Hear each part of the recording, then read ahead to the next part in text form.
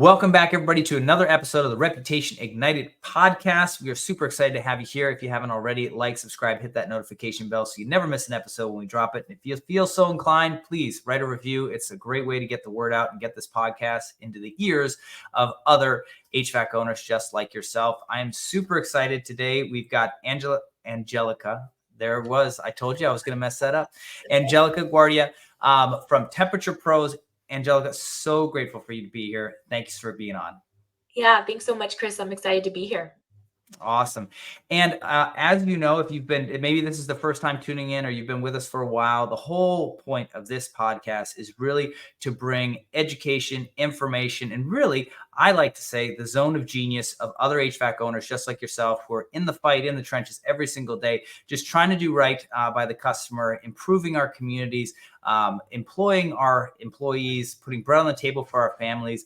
And in a world where it seems like mainstream media continues to demonize our entrepreneurs, this is just another way for us to rally together and realize what we're doing is having such a positive impact on the world. And I just want to encourage and support you with the guests that we're bringing on. And so why I have brought Angelica on today is because we're going to talk about trust. And trust is obviously something very important in any business, I feel like. But for me, it's been my world for the last 10 plus years. And I'm excited for her to really kind of dive deep into exactly how do you build trust throughout the customer experience so that you can have a lifelong customer. But before we do that, Angelica, let's first, please, if you wouldn't mind, just kind of giving us a here to there Reader's Digest version of how you got into the industry, how you're serving in your current capacity, and why this is such an important piece for you. Yeah, perfect. Thanks. So my partner Shane and I, when we met, we were always like, hey, we want to have a business. We want to start a business and run one together. And we were really focused on kind of three pillars when we were looking at what kind of business do we want to start. So one was we were actually in Seattle, Washington, so out in the Pacific Northwest. So we wanted to make sure that from a market perspective, right, like it was something that was going to obviously bring in revenue, right? Like why else do you go into business? So that was number one. The second piece was community. We love the Seattle community, and we really do believe that, as a business owner, like you should be giving back to the community that you're in. And so we wanted to also have a business where we would have that opportunity to be able to give back to the community. And then the third one was really like, how do we build something that when we're bringing employees in, it's something that we can continuously build them up and be able to, help them in their career and like where they want to go. My partner Shane and I are both, have master's degrees. And so we definitely value traditional education, but we know that that's not necessarily for everybody. So when we kind of put those lenses on as we were looking for businesses to start or to buy. And in that, we had a lot of different conversations, and we, approached a lot of different types. And one that we hadn't really thought about was HVAC. Neither one of us, come from the trades, but we both have, acts of service is our love language. So I guess. Hey, there you go. Yeah. But, again, like looking at those three pillars, we were like, this is actually a really great fit. Like for HVAC, we're in the Seattle market. A lot of the homes here, they're older homes. They were not built with both heat and AC. And now things are getting warmer up here. So there's a big opportunity, right? Yeah. There's also a lot of disposable income here. And so most of the times as people are buying homes, that is what they're looking for. They're looking to like remodel and reduce. So it checked that box. From a community perspective, there's a lot of different avenues that we can take with building, like bringing HVAC into the Seattle community. One of them is really kind of the focus on there's a lot of there's a housing issue here in the Seattle area, right? And so like tiny homes have become a really big thing. And so like that's one way that like eventually like we hope to be able to bring back to within the community. And then the third piece, the mentorship piece, we just love the ability to be able to like bring in techs and be able to offer them apprenticeships and help them also continue to grow. Again, if they're, not interested in traditional schooling and want to continue to grow their career and obviously make a good income for themselves and their family, that's something that, got us really hyped up. So when we put kind of those two and two together, it was almost like a no-brainer. Yeah. because we didn't have the experience, we did decide to go the franchise route. And so Temperature Pro is a franchise that we bought into, but we are the first ones here in the Washington area. We do have a East Side partner that just, opened just a few weeks after us. But we're super excited to be the first ones to be in this market. And I think that allows us to just kind of have that backbone of like the brand and that expertise, but we are 100% locally owned and operated, right? So Shane and I, open the doors, and we're, responsible for getting the leads, responsible for doing the hiring, we're responsible for building those relationships with our customers and in the community. And so, so that is, the one kind of differentiation as well that we're excited about.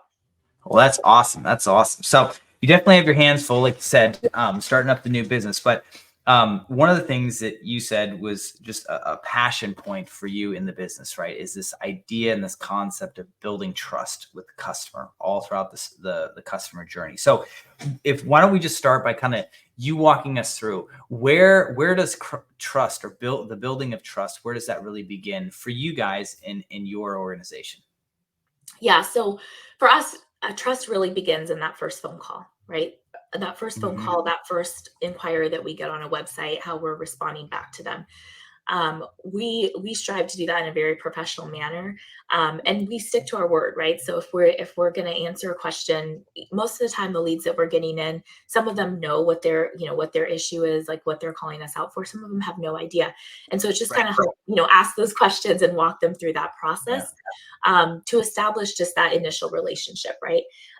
We always tell our team to like be on the lookout for like little things that you hear, like little things you pick up on, like, hey, sorry, give me a second, my kid is here. Or like, hey, I'm running late because I got this meeting, like stuff like that, just to get a sense of who they are, because eventually we're going to be in their home, and it's kind of that we get the privilege to be in their home. And so like, what are the little nuggets that we can pick up before we go into their home? And so most of the time what that means is just understanding what we're going to expect to continue to build that trust as we go into their home. So I love what you said there. So before we kind of go into the next segment, and if I don't mean to cut you off, but because that's such an important piece, right? I think, one of the things I talk a lot about, right, is the speed to lead, right? Is like, how quickly are you getting back to people, right? We live in such an instant gratification society. I mean, you are in Amazon country, right? Where you push a button and literally the thing can show up in the next morning, right? Which just continues to blow my mind how that is even possible, right? And so you understand that speed is of the essence, right? But to your next point, right? When you pick up the phone and that initial connection is made, it can't be sloppy. So, but help my listeners understand, like, what technology maybe are you using, and you don't have to say any brands if you don't want to say any brands, but like, help me understand, is there a technology that you're leveraging? Because like you're saying, you're being a detective in a way, right? You're saying like, oh, let me let the dog out. Okay, so they got a dog, right? Where do you put that note so that somebody else knows that? Because maybe you're the one answering the phone, but the technician that's on the job, how do they know they have a dog, right? Or they got a meeting for their business, right? Or they got a meeting for whatever the case may be. How are you kind of maybe collecting and taking and streamlining that information so that the whole team kind of knows, and then you've got like one collective brain? Because I'm assuming that's where you're trying to go with what you're doing, right? Yeah, absolutely. And we're still new enough that we're still small enough that we talk really, well amongst each other. Like we have the daily huddles that, we're like, hey, this is kind of what's on the docket for today. Hey, this is what we heard. But we do use a CRM system that, when we do that initial phone call conversation, we're putting the customer's name in. There is a note section there that we kind of start highlighting that. And we're trained to kind of all look at that before we go into like that next call or that visit. So that's kind of that's just kind of the foundation and the start of a lot of that. Awesome. Love it. Okay. So you've done this, you've built rapport, right? You're kind of the detective. What else maybe goes on that call? Is there like a certain way that you guys are signing off on the call to kind of build trust, or maybe set the stage for the next location? Or like maybe how are you guys maybe scheduling? I guess So we definitely, we definitely try to do the big intro of, kind of give a little background of who we are. Because we are still new, we want to make sure that we're still working on like getting our Google reviews up and making sure that like on the online presence, it's important because that is very important. But we don't want to lose customers for that, right? Like we know that we can do a good job. We know that we can show up and service them. So we always go into kind of our story a little bit more. Awesome. And then, and we kind of gauge the conversation, right? Like some customers they're not there to talk, they're not going to, Sure. do it, but we do try to loop that in at some point. So whether that is on the first conversation or as we're, going into their home to introduce ourselves, we're always trying to build those nuggets of like, we are, a locally owned company. We're here and we're excited to service you. And we always ask a lot of the probing questions just to understand a little bit more about their system. Obviously, before we go to the appointment too, we're also digging online, using their address to see if we can get more facts about the year the home was built, what were their previous owners to see if there was any, potential system swap out or anything like that during that time. So that's kind of the due diligence we do before we actually kind of step in that driveway. Love it. That's awesome. So important too, right? Like you said, anything that can give you insight or make you feel like, or make them feel like you know them and you're not just a number on a spreadsheet somewhere or a line item in a CRM. I think that's super important. So awesome. Well, great. Okay. Now that the appointment is booked, is there anything that's actually happening between when the appointment gets booked and when you guys actually arrive that kind of builds any trust, or is the next trust step kind of when the actual technician's showing up at the door? Yeah. So they will receive through our CRM, they do receive like a text message that says, hey, reminder, your appointment is today. When we are actually on the way there, they'll receive a text that has a photo of the technician and says, hey, I'm just going to use myself. Angelica is on the way to see you. And it has a little, bio of me. And I think that's, when we think about trust, like that's essentially what we're doing, right? Like it is still a relationship. It's a person to person. Like, it's not just, a franchise HVAC company that's going to come try to do X, Y, Z. And, it's not just some, random house in Ballard or Queen Anne. Like it is still a person to person relationship. And so that is what we try to like cultivate, through our text communication. And then when we, get to the door, I should have said one thing too that we ask is, are you going to be the one that's going to be there, or should I, is there somebody else that's going to be there? Because we want to make sure that our technicians also just know that and know who the point of contact is to let them in.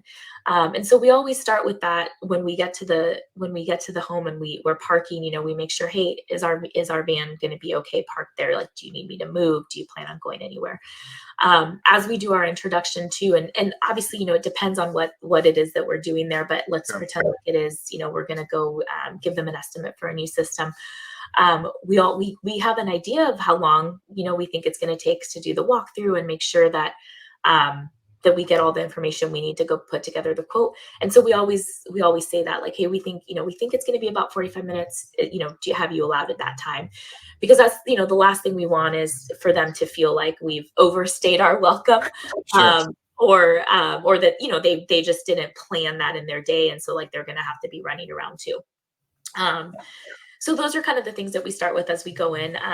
We are obviously like super mindful of like, I think I, mentioned this just a little bit ago. It's an honor for us to like be able to go into somebody else's home. Right. And so we want to treat their home with utmost respect. So like little booties and making sure that like, we're not leaving it any messier, especially, if once we're completing the job and doing the install, like we're cleaning up everything and making sure that it's all back, if not to the exact place better than what we did.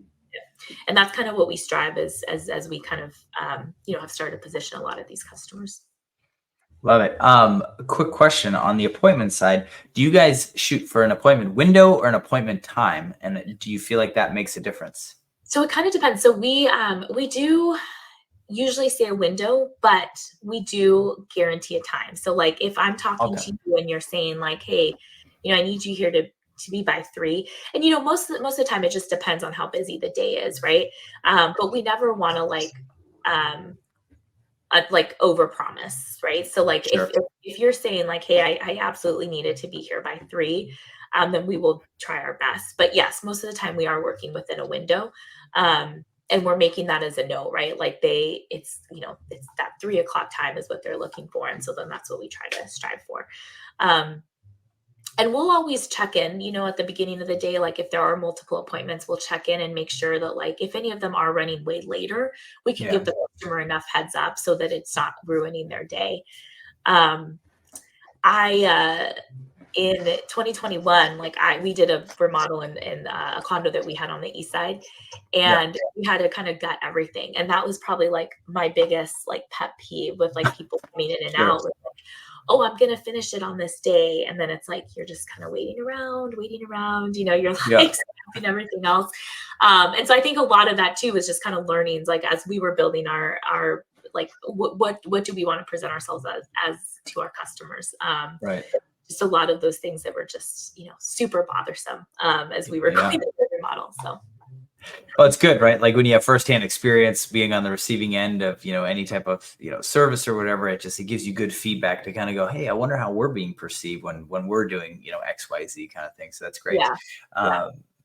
Okay. So they put the, floor protectors on. They're inside the house. Is there anything in particular in terms of like the choreography, if you will, about how they're interacting with the customers they're going through? Like, are they taking them to the table, the kitchen table first to kind of explain things, or are they just kind of saying, they stand at the door telling them what they're going to do? Like, is there a way that you're infusing trust into that piece of the interaction? Yeah, I mean, we lead them mostly at the door. We kind of Mhm. let the customer kind of, we don't want to like overstep our boundaries also in Sure. somebody's Yeah. home, right? So like we lead them usually at the door. And then if they, welcome us into, once we actually do start the walkthrough, then we kind of let the customer lead at that point. And for us, like that's a natural build of trust, is like, we're not telling you like, okay, we have to do it this way or this way or this way. But we will ask questions though, right? Like because we are still leading, like we are the professionals, we are there to get what we need to be able to solve the customer's problems. So we will ask the questions that are needed for us to get what we need. And sometimes that does mean like, hey, can we take a look over here? Can we look over here? And then I mentioned the like listening to see if they have kids or anything like that on the phone, like little things that we can pick up on before. And we try to do that because we do Comfy. We have a mascot. His name is Comfy, and he's this big Nice. husky dog, coincidentally a husky. Yeah. But we'll also bring them something most of the time. Like if we know that they have kids, like we can, live a little of the stuffed animals behind or something like that. Oh, Um, cool. because I think going back to my example of like remodeling, like also just as a woman, like when you're dealing with a lot of like service folks and trade folks like coming in your home, like you want to be able to like have that trust. And if you have kids there, like you want to make sure that like the people that are in your home are reliable and professional enough to get the job done. And so for us, it just builds that extra flavor of like, hey, we get it, like we understand what it's like to have a family and all Yeah. that stuff. Yeah. Yeah. So that's kind of the other thing that we do there. Love it. Love it. Yeah. Love it. Okay. So I would assume then the appointment is over, right? What do you do after the appointment? Is there points where you're still building trust, or how are you kind of continuing that conversation in a Yeah. trust building way?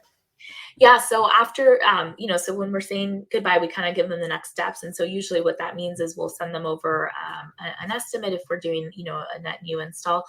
Um, and we set an expectation for that, right? Like if we see them in the morning, most of the time we can get that out by the afternoon. If it's a later in the afternoon appointment, we do set the expectation, like you'll probably receive this tomorrow. When we're ready when we have that information ready, we also like to set up a conversation to go through that over the like usually something like this, like virtual, Yeah. with them. And most of the time we do that also just because sometimes questions can get lost in email, right? And so like we're really upfront about like, I'm a person, you're a person, like let's talk about this. And so usually that's kind of the next step is we'll meet them again. We'll do that over the phone. It again, not taking up a ton of time, but just making sure that we can look at the estimates and everything together. And then we leave the door open on, if you have any questions, if you, need, here's like our direct numbers. If you do, think of something else. And then usually that just kind of allows the customer to also just think about, what we went through as well. Um, and I think it's helped us just again to be able to kind of just have that open dialogue, because a lot of the questions that you get when you're on a video call, versus just like here's an email of the estimate, you just discover a lot more, and you can kind of gauge their demeanor a little bit too on like what how quickly they're wanting to move forward, or kind of any questions that you think that maybe you didn't discover when you were maybe there the previous day. Love it. Love it. That's great. That's great. There's a lot of, like you said, there's just a lot of pieces that I think, it's just knowing what's coming next is so important. And then not only knowing, but also then delivering, right? Because I think that you can also set yourself up for a lot of broken promises and broken trust and all that kind of thing. So just making sure that you've got your systems and your procedures in place to do that, I think is so important. So one of the things we had talked about before we hit the record button here was you were talking about the importance of like memberships and like offering a membership, right? So like how do you use or leverage a membership in a way that's building trust so that, they're kind of coming back, that you're staying top of mind with them? Like, how have you maybe designed your membership program? You don't have to go into all the details if you don't want to, but I would be just kind of curious how you've maybe configured that in a way that, continues to promote this idea of building trust throughout the process. Yeah. So since we're new to the market, we want to make sure that like we can service them continuously, right? Yeah. And so there's two folds in that, right? Like the membership for us is a way for us to be able to like check in again and say like, hey, because it does include one free like service visit when you go back, and so like it helps us be able to, hey, I know that this is your filters. Like, well, most of the time we'll bring over extra filters and even change them out for them if they need it. But it just allows us to keep the relationship going.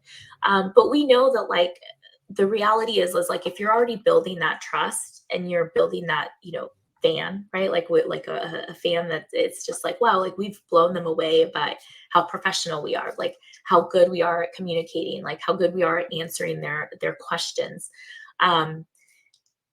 That in itself is already gonna, enable them to like, hey, if they're out to dinner with some friends and their friend says like, oh, I need to, potentially redo my system because it gets so cold or so hot and, to different rooms. That's ultimately what, that's ultimately what's a success for us, is like how often, Yeah. how top of mind we are to existing customers that, can reference us, and pass us their friends and family. And so for us, the membership is kind of a way to just keep in contact, make sure that like everything is still good and that we're upholding. Yeah, so our memberships really allow us to be able to continue the conversation post like the install or post the service visit. It includes, it naturally will include a visit for us, but we'll always use that as like a way to keep in contact with them. We'll send, that database, any promotions or specials that we have.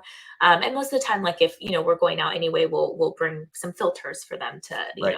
be able to change that out ourselves or with them. But we do know that that's like one avenue. Like our biggest success is if a customer keeps us top of mind, if they're out to dinner with a friend or a family member that is also that also needs a good HVAC recommendation. Like that's our aha, like yay moment. Like we've we've made it and we've built the trust, is because we've wowed them enough to be able for them to feel comfortable referring us to their friends and family. I love it. So as we this will be like my last question here before my final question, but so that totally makes sense, right? The ultimate goal is to be referable, to have your business be referable, because that's like the cheapest form of marketing, right? But I guess arguably you're investing everything into it, because every little thing counts, right? How are you then, like, this is just my world, right? How are you then trying to encourage people to share that feedback online in the form of like a Google Yeah. review or something on Angie's List or Home Advisor? Like what's your process there that you feel is trust building versus like, trust breaking? Because I think there's a lot of ways that in the process of, having noble intentions to get a review online, you can really like break down everything that you've built. So I'd be curious to hear what your sort of insights are on that. Totally. Yeah. And so I would say before we leave the door, that is something that we do, like as we have that exit conversation. Um, and it kind of depends on the scenario, right? Like if if it's a service and we're fixing it right then and there, and we know like, okay, we've solved their issue. Sometimes we do have like the QR stickers for our Google reviews that we just put on the iPads, and customers can do it right then and there. Great. But we do email communication after that kind of has all the links to our like Google and like any other sites like the Yelp, Sure. and all that. Yeah. So we have all those links kind of consolidated as well, and then we do ask for that. We know that they're super important, and we also know there's like a moment to catch the customer, right? Like they're not going to do it. You wait a week, you wait 2 weeks. You're not going to get it. Yeah. No. So we want to make sure. So it's really that exit conversation before we're leaving their house. If we've completed the job, if it's an install, then we do it, once that is also complete at that point. And then, the other thing we do is if we don't get the job, like I've been doing, sometimes I'll call them back and just, hey, we're a new company. Like, I'm just super curious, like how we could have done different and better. And sometimes, that also just gives us like the slightest insight, especially at the beginning when we were, where are we pricing? Okay. Are we, doing that? So those are all different things that like we use, just, be able to leverage just kind of the tools that we have to just ask. Love it. Love it. Well, that's awesome. I appreciate that. So, I think that was a great conversation, all about trust and building that. So maybe this will flow into it. Maybe this will be totally different. So I always finish with one last question. And you came on the podcast, right? I'm asking you for your expertise. There's always probably something inside you deep that's burning that you want to share with other HVAC owners, something that you've learned, something that you've failed at, you've succeeded at, or whatever. There's a hack, tip, trick, whatever it is, right? What is the question that you wish I had asked such that you could share that and then answer it? Okay. Ooh, Yeah. that is so fun. I think one thing that, so we briefly talked about like referrals and marketing, but I think leads, right? Like leads are so, if there is one thing that, let's see. So we know there's seasonality, right? In our business. And I think, but that's one thing that a big like learning for us was extreme weathers. So I guess one question would be like, yeah, what has been your biggest like aha that like if you just had that implanted, you could go back. So in our scenario, like we were, we turned on all the lead, Angie's, all the lead, tack, all that stuff. There was one weekend where we just had extreme weather. It was just so cold and everything was out. And I think everybody was prepping for that weekend. We didn't realize like just how many leads we were going to get that weekend because which like now in hindsight seems really silly, right? Like obviously, like if your system is going to be tested to the extremes, like something's bound to happen.